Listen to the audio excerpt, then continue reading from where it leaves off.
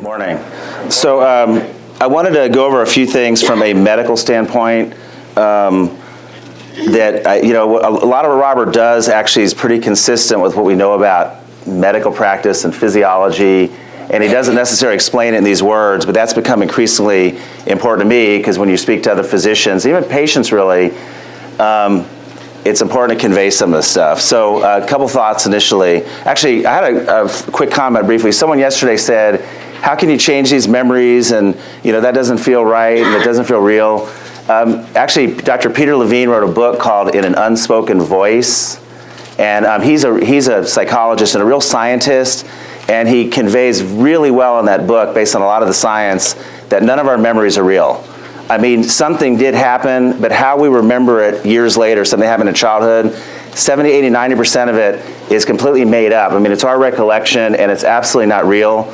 So, I mean, that's based on the science. I wanted to cover that briefly. So people always say, how can you we have these little snippets of memories, our brains put them together in a certain fashion and order and sequence, and we frequently have a big emotional charge based on that, but what we remember is not real.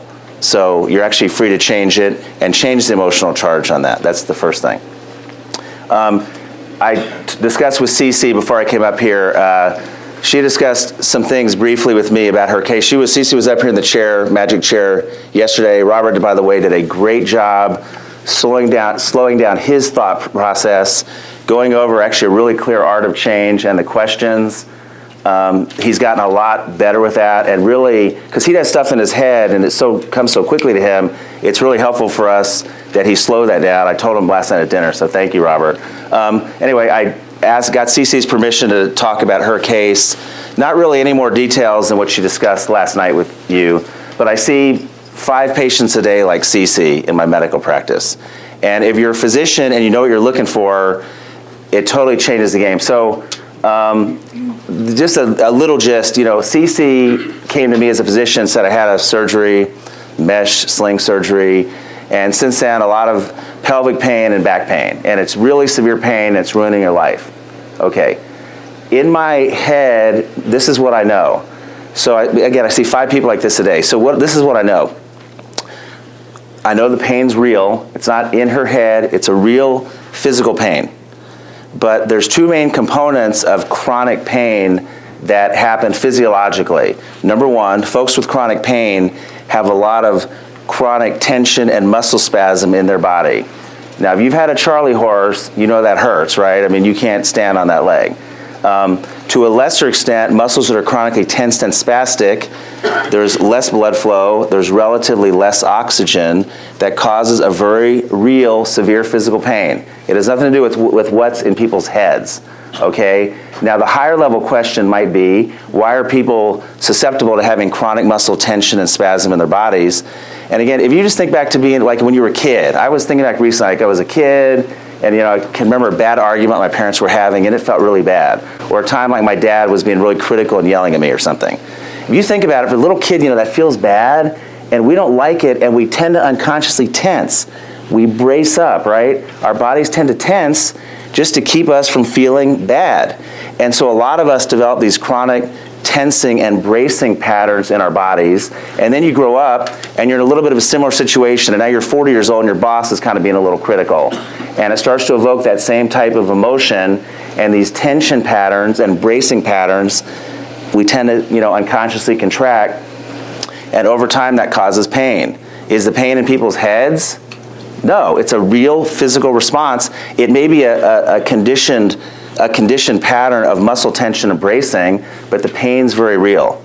Okay, the second thing I know about folks like Cece is that folks with chronic pain, the nerves in their body tend to be a lot more hypersensitized. Okay, again, the pain's not in their head, their brain is getting a really strong wallop of a signal, and she may be feeling that pain more than maybe somebody else. That may be accurate, but the nerves are hypersensitized. So then the higher level question is, why are the nerves hypersensitized to begin with? What we know about folks is that a lot of times when people have had past traumas in their life, we go into this low-level fight or flight state. Our body's in a low-level fight or flight state.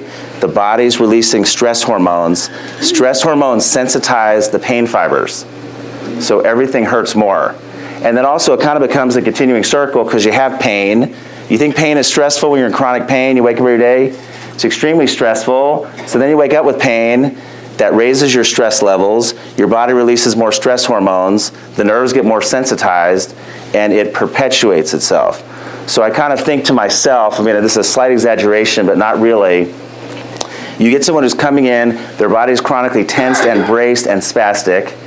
They're in chronic fight or flight. By the way, guys, if something bad happens to you, I mean, I'll use an example, someone's raped, someone's molested, I mean, you know, abusive parents.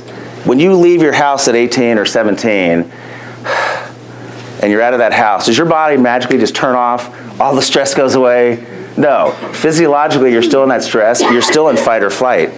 It occurred to me in the past year, dealing with some personal health challenges I had, that early traumas can sometimes put our physiology in a fight or flight state that goes on autopilot, and it does not turn off automatically. It does not turn off. So you get somebody whose body's chronically tensed and spastic or has a tendency towards that to begin with, their fight or flight's on, and they've got a higher level of stress hormones and cortisol, which we can measure. And you can almost drop a paper clip on their leg, almost, and set off a chronic cascade of pain. That has nothing to do with the pain in their head, zero. So, but you know, so what Robert's doing, what we're doing in the mind-body field, you can go back to these early traumas, start to neutralize the emotional charge off the past traumas, and start to get people out of chronic fight or flight.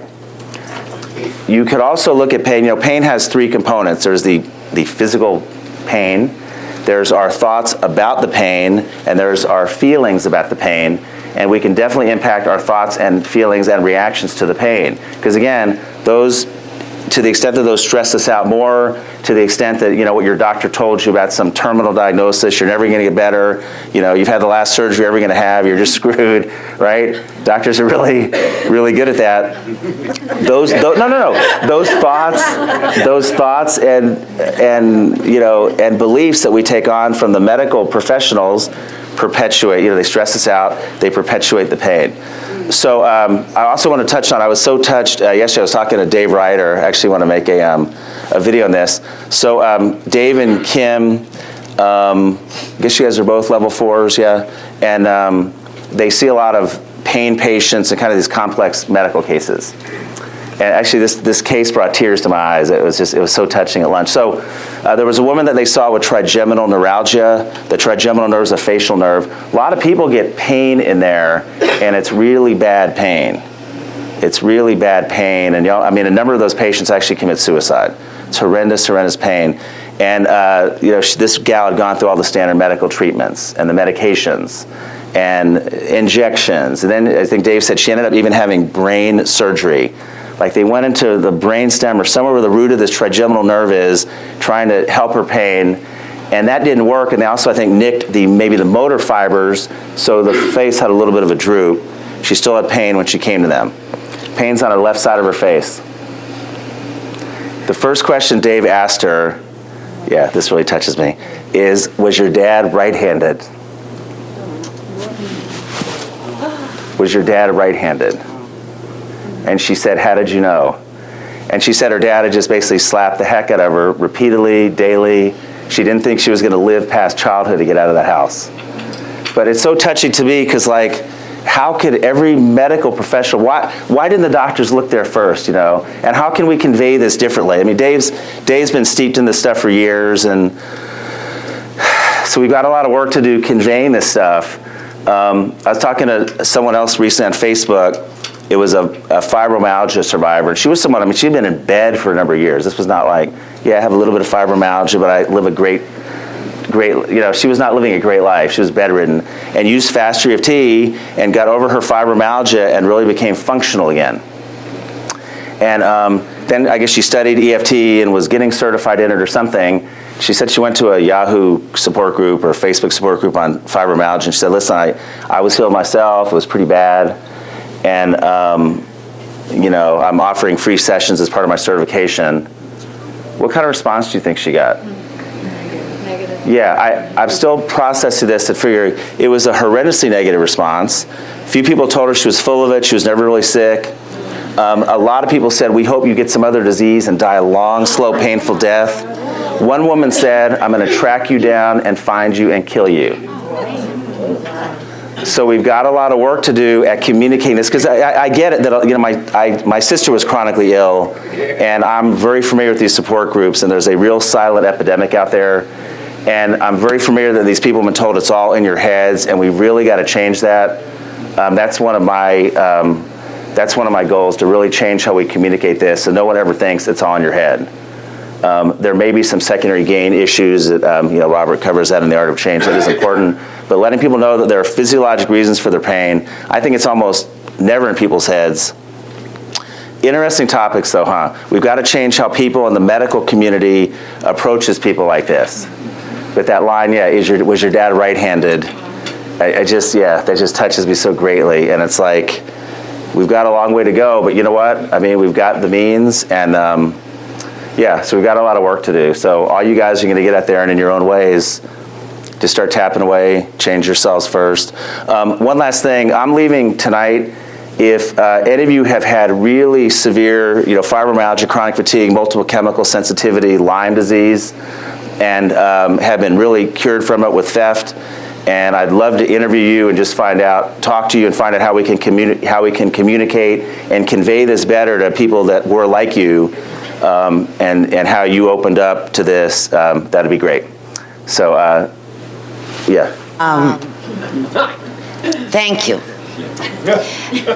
So many doctors would look at me like I was, you know, really out there. And the only part that hasn't changed, and I tapped again last night, is, do you remember when you were a child and yelled at, and I was too embarrassed to say it yesterday, but I'm telling you today, and you squint your bottom because somebody's yelling at you? My mother was a great yeller, and she called me Cynthia. That's why I'm Cece, I'm not Cynthia.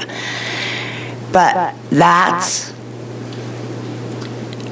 what I still have and what I have to tap away. My little bottom is so tight all the time. And it's because of the chronic pain, because it's a memory, it's embedded. You know, I took a shower this morning, I took a bath, I tapped on it, I thought about it. But this muscle is so stuck, it's like a lock.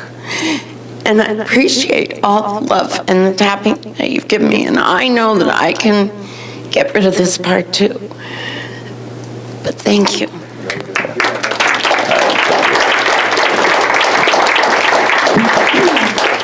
Thank you. Thank you. Thank you, guys. Yay. Thank you, guys.